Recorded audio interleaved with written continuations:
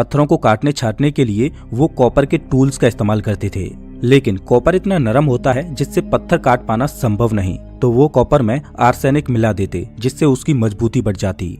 In copper और arsenic के मिश्रण से बनी छेनियों को लकड़ियों के हथौड़ों से ठोका जाता था और कई घंटों की मेहनत के बाद बड़े बड़े पत्थरों को शेप में लाया जाता था और ज्यादा हार्ड पत्थरों जैसे कि ग्रेनाइट को डोलेराइट का इस्तेमाल करके तोड़ा जाता था।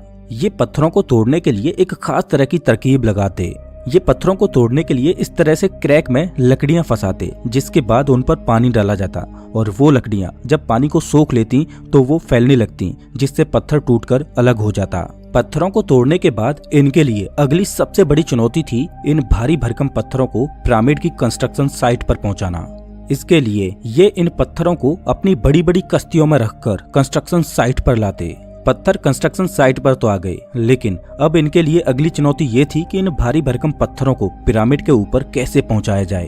तो एक्सपर्ट्स मानते हैं कि इन पत्थरों को पिरामिड के ऊपर इन 3 तरीकों से पहुंचाया गया होगा, या तो बड़ी सी रैंप बनाकर, या स्पाइरल ट्रैक के द्वारा, या इनको जिगजैग ट्रैक के द्वारा ऊपर पहुंचाया गया होगा। पत्थरों को ऊपर पहुंचाने के लिए चाहे इन्होंने किसी भी ट्रैक का इस्तेमाल क्यों न किया हो, लेकिन इन पत्थरों को ऊपर पहुंचाना इतना आसान नहीं था। एक फिजिसिस्ट जोसेफ वेस्ट ने साल 2014 में एक थ्योरी दी कि इन पत्थरों को ऊपर पहुंचाने के लिए इन्होंने स्लोप के ऊपर लकड़ी के डंडे गाड़कर बड़ी बड़ी रस्सियों को पत्थरों से बांधकर उन रस्सियों को डंडों के ऊपर से निकालकर कुछ इस तरह से खींचा होगा।